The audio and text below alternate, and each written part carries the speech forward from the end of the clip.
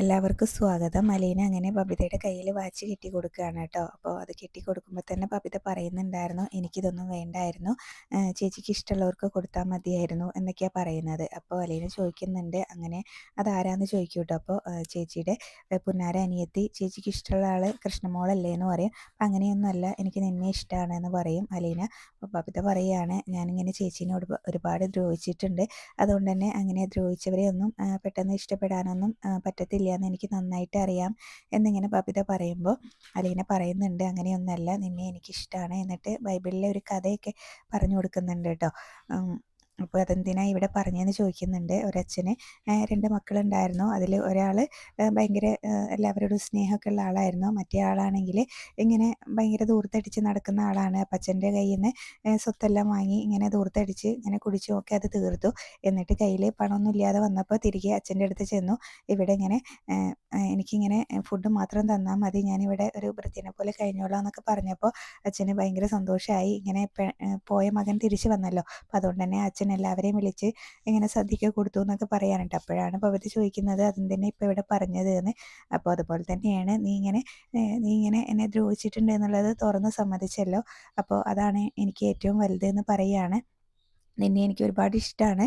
മറ്റുള്ളവരൊക്കെ എന്നെ സ്നേഹിച്ചതിന് പല കാരണങ്ങളും ഉണ്ട്, പക്ഷേ നീ ഒന്നും അറിയാതെയല്ലേ എന്നെ സ്നേഹിച്ചത്, അപ്പോൾ അതെന്നും എൻ്റെ മനസ്സിലുണ്ട്. അതുപോലെ തന്നെ നിന്നെ എനിക്ക് ഒരുപാട് ഇഷ്ടമാണെന്നൊക്കെ പറഞ്ഞ് ഇങ്ങനെ പറയുകയാണ് കേട്ടോ അലീന അങ്ങനെ ബബിതേനോട്. അത് കഴിഞ്ഞ് അവിടെ നിന്ന് അങ്ങ് പോവും അലീന. അപ്പോൾ ബബിതയ്ക്കാണെങ്കിലും ഭയങ്കര സങ്കടമാവുന്നുണ്ട് കേട്ടോ. അലീന കൊടുത്ത ആ ഡ്രസ്സും വാച്ചെല്ലാം അങ്ങനെ ചേർത്ത് പിടിക്കുന്നുണ്ടായിരുന്നേ. അങ്ങനെ ഭയങ്കര സങ്കടമുണ്ട് കേട്ടോ അലീന അതെല്ലാം പറയുന്ന സമയത്ത്. ബബിതയ്ക്കാണെങ്കിലും കണ്ണൊക്കെ നിറഞ്ഞിട്ടുണ്ട്. കുറേ സമയം അലീന കൊടുത്ത ആ ഡ്രസ്സ് ഇങ്ങനെ ചേർത്ത് പിടിച്ച് നിൽക്കുകയും ചെയ്യുന്നുണ്ട്. പിന്നീട് അത് കഴിഞ്ഞ് കൃഷ്ണമോളെയാണ് കാണിക്കുന്നത്. കൃഷ്ണമോൾ അവിടെ പഠിച്ചുകൊണ്ടിരിക്കുകയാണ് കേട്ടോ. അപ്പോഴാണ് അലീന ഗിഫ്റ്റ് കൊടുക്കാനായിട്ട് അങ്ങോട്ടേക്ക് ചെല്ലുന്നത്. ആ ഗിഫ്റ്റ് കവർ ബാക്കിലേക്ക് പിടിച്ചിട്ടാട്ടോ ചെല്ലുന്നത്. അപ്പോൾ കൃഷ്ണമോൾ പറയുന്നുണ്ട്, ഇന്ന് ലാസ്റ്റ് എക്സാമാണ്, നാളെ ലാസ്റ്റ് എക്സാമാണ്, അത് കഴിഞ്ഞാൽ പിന്നെ 2 മാസം വെക്കേഷനാണല്ലോ എന്നൊക്കെ പറയുന്നുണ്ട്. അപ്പോൾ അതിൻ്റെ ആ ഒരു ഇതിലാണ് കേട്ടോ പഠിക്കുന്നത്. അപ്പോൾ ആ ഗിഫ്റ്റ് അങ്ങ് കൊടുക്കും അലീന. അപ്പോൾ ഇതെന്താണെന്ന് ചോദിക്കുന്നുണ്ട് കേട്ടോ. അപ്പോൾ ഞാനും അച്ഛനും ഇന്ന് കല്യാൺ സിൽക്സിലേക്ക് പോയിട്ടുണ്ടായിരുന്നു, നിങ്ങൾക്കുള്ള ഗിഫ്റ്റൊക്കെ വാങ്ങിക്കാൻ വേണ്ടിയിട്ടാണെന്ന് പറയുമ്പോൾ, നമ്മുടെ ടെക്സ്റ്റൈൽസ് സമയത്ത് എന്തിനാ ചേച്ചി കല്യാൺ സിൽക്സിലേക്ക് പോയതെന്ന് ചോദിക്കുമ്പോൾ അച്ഛനാണ് അങ്ങോട്ടേക്ക് പോവാന്ന് പറഞ്ഞത് എന്ന് പറയൂ കേട്ടോ.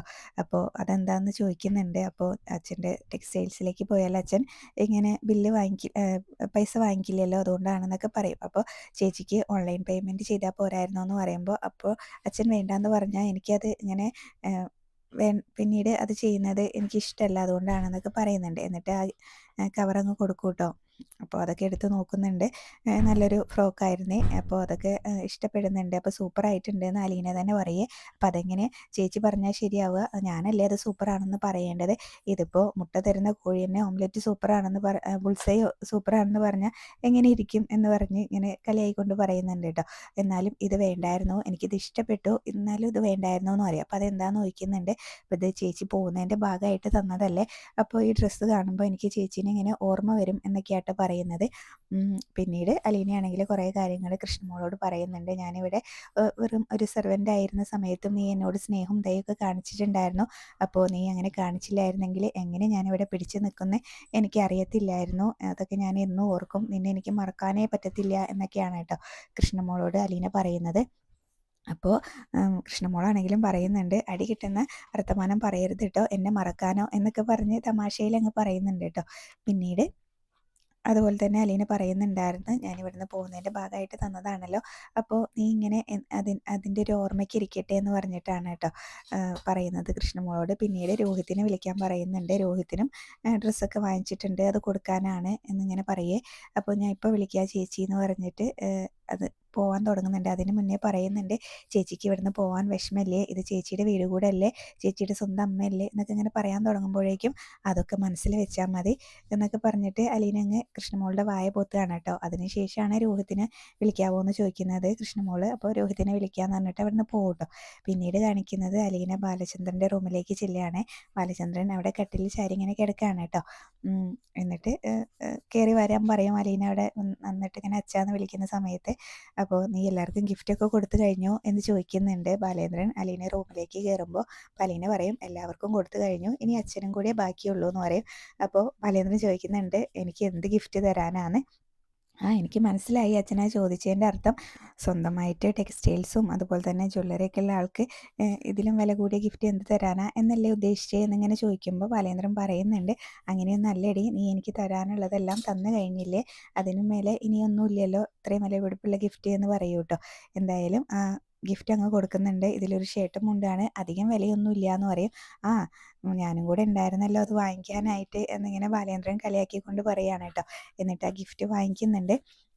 അപ്പോൾ അലീന പറയുന്നുണ്ടായിരുന്നു, അച്ഛൻ എന്നെ ഇങ്ങനെ സെലക്ട് ചെയ്യാനൊന്നും ഹെൽപ്പ് ചെയ്തിട്ടുണ്ടായിരുന്നില്ല, അച്ഛൻ ആരെയോ വെയിറ്റ് ചെയ്യുന്ന പോലെ എനിക്ക് തോന്നിയിട്ടുണ്ടായിരുന്നു, അതുപോലെ തന്നെ ആരെയോ ഫോണിൽ വിളിച്ച് സംസാരിക്കുകയായിരുന്നു, അയാൾ വരാൻ വെയിറ്റ് ചെയ്യായിരുന്നു എന്നൊക്കെ പറയുമ്പോൾ, ഒന്ന് പോയി നീ അതെല്ലാം ഇങ്ങനെ നോട്ട് ചെയ്യുന്നുണ്ടായിരുന്നോ എന്നിങ്ങനെ ബാലേന്ദ്രൻ ചോദിക്കുന്നുണ്ട്. അതെന്തേലും ആയിക്കോട്ടെ, ഈ ഗിഫ്റ്റ് പിടിക്കുമെന്ന് പറഞ്ഞിട്ട് അലീന ആ കവർ അങ്ങ് കൊടുക്കേ.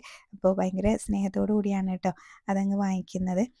ബാലേന്ദ്രനാണെങ്കിലും അപ്പോഴേക്കും അലീനയ്ക്കും ഭയങ്കര സങ്കടമൊക്കെ ആവുന്നുണ്ട്. എന്നിട്ട് ഇങ്ങനെ പറയുന്നുണ്ടായിരുന്നു, അച്ഛൻ്റെ മകളാവാൻ ആഗ്രഹിച്ച മകള് തരുന്നതാണെന്ന് വിചാരിച്ചാൽ മതി എന്നൊക്കെ പറയൂ കേട്ടോ.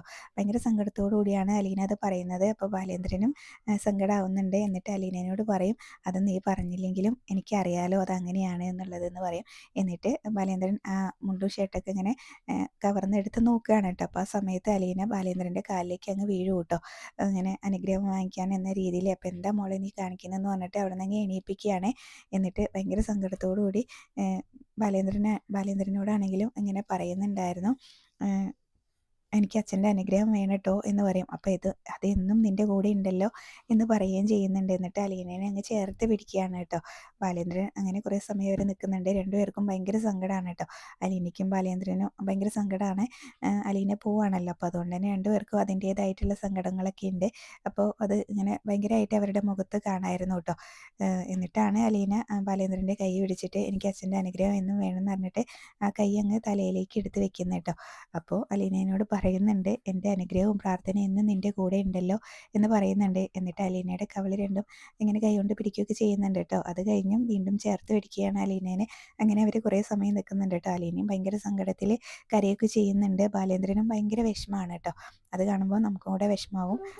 പിന്നീട് സ്റ്റാലിനെയാണ് കാണിക്കുന്നത്. സ്റ്റാലിൻ ഡ്രൈവ് ചെയ്തുകൊണ്ടിരിക്കുകയാണ് കേട്ടോ. അപ്പോഴും അലീനേനെ ബാലേന്ദ്രൻ്റെ വീട്ടിൽ കണ്ട ആ കാര്യങ്ങളൊക്കെ തന്നെയാണ് ഓർമ്മിക്കുന്നത്. അതുപോലെ തന്നെ ടെക്സ്റ്റൈൽസിൽ പോയപ്പോൾ അങ്ങനെ പോയല്ലോ, അപ്പോൾ അതൊക്കെ തന്നെയാണ് കേട്ടോ ഇങ്ങനെ ഓർത്തുകൊണ്ട് ഡ്രൈവ് ചെയ്യുന്നത്. അലീന ആദ്യമായിട്ട് ഇങ്ങനെ ചായ കൊണ്ട് കൊടുത്തതും ടെക്സ്റ്റൈൽസിൽ ചെന്ന് അലീനനെ കണ്ട കാര്യങ്ങളൊക്കെ ഓർത്തുകൊണ്ടാണ് വണ്ടി ഓടിക്കുന്നത്. അത് കഴിഞ്ഞ് പിന്നീട് ഫോണൊക്കെ എടുത്ത് നോക്കുന്നുണ്ട്. എന്നിട്ട് രാത്രിയായല്ലോ, ബാലേന്ദ്രനെ വിളിക്കുകയാണ് കേട്ടോ. അങ്ങനെ സ്റ്റാൻലിയുടെ കോൾ എടുക്കുന്നുണ്ട് ബാലേന്ദ്രൻ. അപ്പോൾ സ്റ്റാൻലി ആണെങ്കിലും ആദ്യം തന്നെ പറയുന്നത്, ഞാൻ സ്റ്റാൻലിയാണ് വിളിക്കുന്നതെന്നാണ് കേട്ടോ പറയുന്നത്. അപ്പോൾ ബാലേന്ദ്രനാണെങ്കിലും പറയുന്നുണ്ടായിരുന്നു, ഞാൻ നേരത്തെ കേണലിനോട് പറഞ്ഞിട്ടുണ്ടായിരുന്നു, നിങ്ങളുടെ നമ്പർ എനിക്കറിയാം, അത് ഞാൻ സേവ് ചെയ്തിട്ടുണ്ട്, അപ്പോൾ മുഖവരയുടെ ഒന്നും ആവശ്യമില്ല എന്ന് പറയും. അപ്പോൾ ബാലേന്ദ്രൻ്റെ സ്വരത്തിലും ഇതൊക്കെ എന്താ ഒരു ദേഷ്യമെന്ന് ചോദിക്കുന്നുണ്ട്. നമ്മൾ തമ്മിലുള്ള സംഭാഷണം കുറച്ചും കൂടെ മര്യാദയോടുകൂടി ആയാൽ നന്നായിരുന്നു എന്ന് പറയുമ്പോൾ, ഭാര്യയുടെ ഇങ്ങനെ മുൻ കാമുകനോട് ഇങ്ങനെ മര്യാദയ്ക്ക് സംസാരിക്കാൻ ഞാൻ പഠിച്ചു വരുന്നേ ഉള്ളൂ എന്നൊക്കെയാണ് കേട്ടോ ബാലേന്ദ്രൻ പറയുന്നത്. അപ്പം സ്റ്റാൻലിക്ക് അതങ്ങ് ഇഷ്ടപ്പെടുന്നില്ലേ. പിന്നീട് എന്താ വിളിച്ച കാര്യം പറയൂ എന്ന് പറയും ബാലേന്ദ്രൻ. അപ്പോൾ സ്റ്റാൻലി പറയുന്നുണ്ടായിരുന്നു, അലീനയുടെ കാര്യം പറയാനാണെന്ന്. അപ്പോൾ ബാലേന്ദ്രനാണെങ്കിലും പറയുന്നുണ്ട്, അലീനയുടെ കാര്യം അല്ലേ നമ്മൾ തമ്മിൽ സംസാരിക്കാനുള്ളൂ, അല്ലാതെ ഇങ്ങനെ ലോകകപ്പിൽ ഫ്രാൻസാണോ ജപ്പാനാണോ ജയിക്കുക എന്ന് പറയാനുള്ള അടുപ്പൊന്നും നമ്മൾ തമ്മിലില്ലല്ലോ എന്ന് പറയും കേട്ടോ. അപ്പോൾ നിങ്ങൾ വിളിച്ച കാര്യം പറയൂ എന്ന് പറയും. അപ്പോൾ ബാലേന്ദ്രനോട് ഇങ്ങനെ പറയുന്നുണ്ടായിരുന്നു, അലീനേനെ ഏറ്റെടുക്കാൻ തയ്യാറാണ് എന്ന് പറയും കേട്ടോ. അത് കേൾക്കുമ്പോഴേ ബാലേന്ദ്രൻ അങ്ങ് ഷോക്കാവുന്നുണ്ട്. ഇങ്ങനെ കുറച്ച് സമയം മിണ്ടാതെ നിൽക്കുന്നുണ്ട് കേട്ടോ. അപ്പോൾ ഹലോ മിസ്റ്റർ ബാലേന്ദ്രൻ എന്നിങ്ങനെ വിളിക്കുകയെ. അപ്പോൾ ബാലേന്ദ്രനാണെങ്കിലും ഞാൻ ഇവിടെ തന്നെ ഉണ്ട്, പറയൂ എന്ന് പറയും. ബാലേന്ദ്രൻ പിന്നീട് കുറേ കാര്യങ്ങൾ അങ്ങോട്ടേക്ക് സ്റ്റാൻലിനോട് ആവശ്യപ്പെടുന്നുണ്ട് കേട്ടോ. അലീനയ്ക്ക് നല്ല സുരക്ഷിതത്വം ഒക്കെ ഉണ്ടാവണം എന്ന് പറയുന്നുണ്ട്. അപ്പോൾ നിങ്ങൾക്ക് എന്താ എന്നെ പേടിയാണോ എന്നൊക്കെയാണ് സ്റ്റാൻലി ചോദിക്കുന്നത്.